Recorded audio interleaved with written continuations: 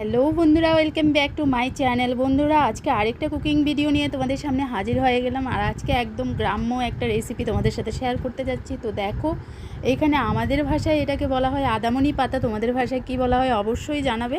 তো অনেকে যদিও এটাকে থানকুনি পাতাও বলে থাকে। তো আজকে আমি থানকুনি পাতারই একটা রেসিপি তোমাদের সাথে শেয়ার করতে যাচ্ছি। তো চলো বন্ধুরা, আমার রেসিপি ভিডিওটা ফটাফট দেখে নাও।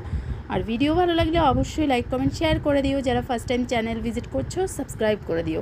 তো দেখো, থানকুনি পাতা ধুয়ে আমি রেখে দিয়েছি। আর এই পাশটাতে আমি ডুবডুবু করে আলু কেটে নিয়েছি, আর সাথে হলো সিমের বীজ, যেটাকে আমি ভেজে নিয়েছিলাম। তো এটাকে সেদ্ধ করে নিচ্ছি। আলু আর সিমের বীজটাকে আগে একটু সেদ্ধ করে নিচ্ছি। আর চলো, এবার থানকুনি পাতাটা আমি একটু কুচি কুচি করে একদম ঝিরিঝিরি করে কেটে তারপর আবার তোমাদের সামনে নিয়ে আসছি। তো এই যে দেখো, এখানে আমার পাতাটা কাটা হয়ে গেল।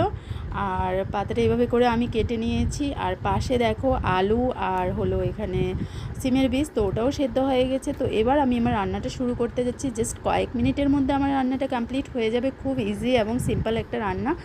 আর এই পাতাটার উপকারিতা তোমরা আশা করছি কম বেশি সবাই জানো। পেটের খুবই উপকারে লাগে আর কি এটা। তো এমনিতে এখন যা গরম পড়ছে, তো ভাবলাম আশপাশ থেকে এটা আমি আমার বাড়ি থেকেই নিয়ে নিয়েছি কুড়িয়ে।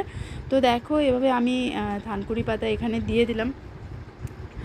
আর ওটাকে দেওয়ার পর একটু ঢেকে দিয়েছিলাম। তো এখন ঢাকাটা তুলে দেখো, এখানে একটু নুন দিয়ে দিচ্ছি। নুন দিলে দেখবে কী হয় বলো তো, পাতাটা একদম ভালো করে সেদ্ধ হয়ে একদম মিশে যাবে আর কি, একটুখানি হয়ে যাবে দেখবে। তো তারপর আমি এবার এটাতে করে যেটা অ্যাড করছি, আমার রান্নাটা হতে কিন্তু বেশিক্ষণ সময় লাগেনি বন্ধুরা। তো দেখো, এবার এতে আমি হলুদ গুঁড়ো অ্যাড করে দিয়েছি। আর এতে এখন আমি কি দিচ্ছি, একদম সিম্পল মশলা এখানে ইউজ করা হবে। তো কি দিচ্ছি চলো দেখো। হলুদটা দেওয়ার পর কিছুক্ষণ নেড়ে চেড়ে আমি তারপর আবার এতে আমি কি অ্যাড করে দিচ্ছি দেখো, কাঁচা লঙ্কা। তো কাঁচা লঙ্কাগুলোকে আমি একটু ভেঙে নিয়েছিলাম আর কি।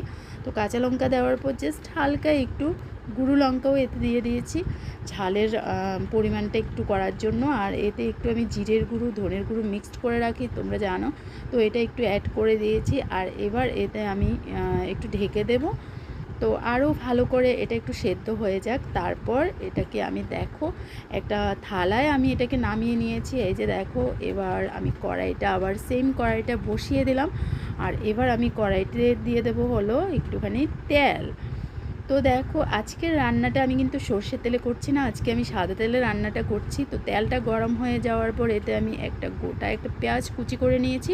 আর এবার পেঁয়াজ কুচিটা দিয়ে দিলাম। পেঁয়াজ কুচিটাকে হালকা একটু ব্রাউন কালার আসতে দেব, ভালো করে একটু ভেজে নিচ্ছি পেঁয়াজটাকে। তো দেখো, পেঁয়াজটা কালার একটু হয়ে আসলেই তারপর এতে আমি এবার আমার আদামণিগুলো দিয়ে দেবো আর কি।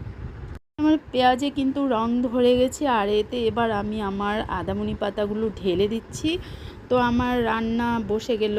আর এটাকে এবার একটু ভালো করে নেড়ে চেড়ে রান্না করে নেব। তো এই যে দেখো, আমার রান্না কমপ্লিট হয়ে গেল। রেসিপিটা কেমন লাগলো অবশ্যই জানিও। আজকের মতো বিদায় নিচ্ছি, টাটা বন্ধুরা।